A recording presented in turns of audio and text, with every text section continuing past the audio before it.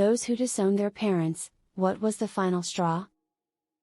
My sibling died in the days leading up to his funeral. My mother was so exquisitely awful that I stopped fantasizing about harming her, began fantasizing about my life in prison after her murder.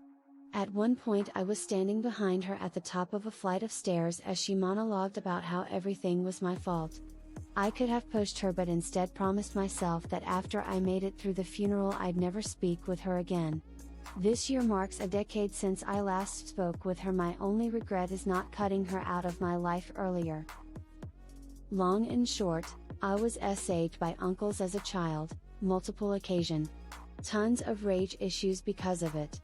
Grew up in a single parent household with mom not in the picture. Fast forward, faced my demons to an extent, mended relationship with mom. Opened up to brothers and sisters and finally mom about the SA. Suddenly I'm lying. I've always been a liar since I was a child. My brothers would never do a thing to hurt you.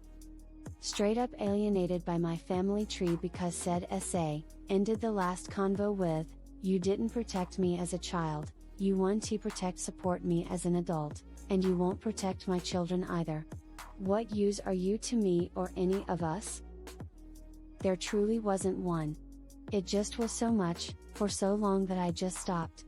My mom was too proud ever to call me because in her head, she deserved to be called. My father chose to cut me out of his life when my wife asked him not to wear shoes in the house. It was a long time coming. But the straw that broke the camel's back was berating me for not coming to a family function when I told my father that I had something that was completely unskippable at work. I had been abused by my father for years, his way of getting back at me for my mother leaving him, I suppose. I just lost it at him and told him what I thought of him. I haven't spoken to him or his family that all took his side every single time in 15 years. It was a long process, but it really ended when my mom tried to sue my wife and me for grandparents' rights. Anything after that would have only helped her to build a case to legally kidnap our son. My mother likes to make me cry. I think it's a control thing, but she always denies it even happens. After going out of her way to make me break down for 3 birthdays in a row, I asked my father if, just for 1 year, I could avoid speaking to her for the day. Bear in mind, I live in a different country, so it would just be a case of me not picking up the phone when she called. My father went apeshit. Called me ungrateful, pathetic, a disappointment, etc. Then said his biggest regret was that my suicide attempt failed. All because I wanted a birthday where I didn't cry. I just hung up without saying a word. Blocked their numbers and email addresses, deleted all social media. It's been years, and I'm so grateful he said all those horrible things, because I finally realized how better my life is without them. It was relatively small, when I stand back look, but it was clear that our relationship was always going to be me, everyone else appending my life so he could do nothing at all.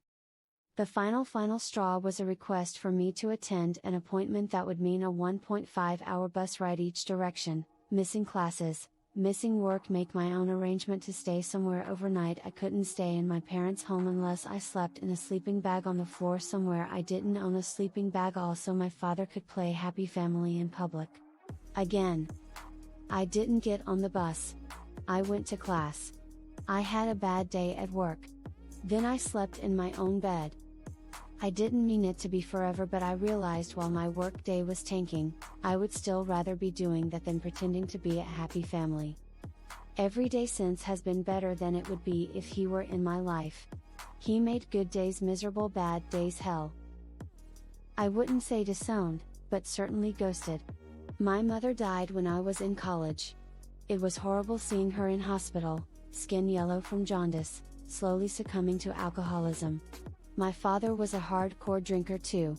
He could hold his liquor better, but every night my parents would get wasted, and it was never a fun thing to be around. Being a kid growing up, you could only communicate with them in the morning when they were sober. In the evenings, I would stay in my room. As an adult with a full realization of how my father treated me growing up, not really close, not available as a parent, occasional beatings with a belt, no acknowledgement of his faults or lack of initiative in helping my mother, I decided to ghost him. For the last 20 years of his life, I had no communication with him. He died a sad, pathetic man who had no self-awareness of the pain inflicted. I have no regrets at all. Mother was a career crackhead. I traveled 15 hours by Greyhound bus back to Illinois to help her finish up some roofing jobs still incomplete. She intentionally got in a fight with me at the bus station after the jobs were done, didn't get me a ticket back, and ghosted me on $2,500. I had maybe $30 to my name at the time. Then she shut off my cell phone immediately after driving away. Had to walk about 5 miles to a friend's house. He and a few of my other friends drove me back down to Alabama that night. Never spoke to her again.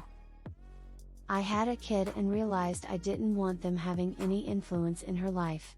Their influence on mine was bad enough. After telling them I was getting divorced, they told me my ex would always be their son and that they loved him more than me. To be fair, they did try to backtrack and say they loved us both too, that no one else would ever love me and I'd realize I was ruining my life when I died alone. 3. They only loved me because the Bible said they had to. 4. That they were writing me out of their will, and leaving it to my ex, because this was proof I was mentally unstable and once I'd come to my senses and gone back to him it would be mine anyway. They were emotionally abusive my whole life, but I kept going back and making excuses for them, not helped because my ex was abusive too. It's easy to believe you deserve to be treated badly when it's all people are telling you. Eventually I realized that I deserved to be happy and I just couldn't do that while continuing a relationship with them. They're never going to change. I think they honestly believe they're saying these things out of love and have no awareness of how they've hurt me. I didn't want to be a Scientologist anymore. Raised from birth to believe that bullshit. Took me like 20 years to get my head straight. Mom got arrested for child neglect and animal cruelty. She stole my student loan money. I worked so hard to get into college and have a full scholarship, and she stole my room and board and book money. It made the first year of college damn near impossible, which kinda set the tone for the next 3. When my dad said he didn't blame my brother at all for trying to stab me. That was the final straw for me. Going on 18 years of no contact. Don't see it ever changing.